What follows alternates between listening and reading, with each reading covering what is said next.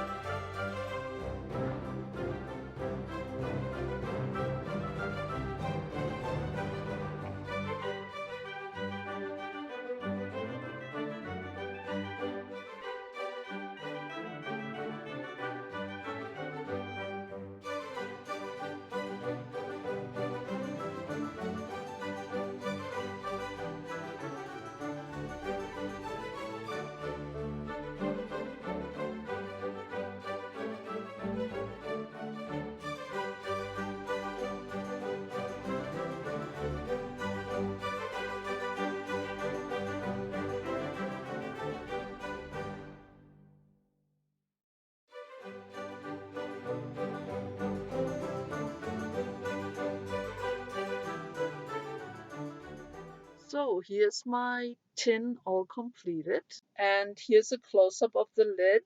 I'm quite happy that the embellishments covered up some of the mess I made with that copper paint. It got on way too blotchy, but now I think it looks all right. I especially like the way the crackle came out. The inside I kept very simple. This one says belongs to, and I added the little tag. Now underneath my little journal, I added some linen fabric. Reason is that I used glossy Mod Podge as a sealer, and although it seems not sticky and dry to the touch, once in a while a glossy Mod Podge tends to get stuck to things, and I didn't want to take chances. So this protects my book and looks good too. I also like the look of the crackles on the outside. I'm very pleased how well the crackle medium worked. That was just the bottom of the tin, nothing special. So I'm glad my little journal has a safe home. I hope you enjoyed watching me put this together. Bye bye for now.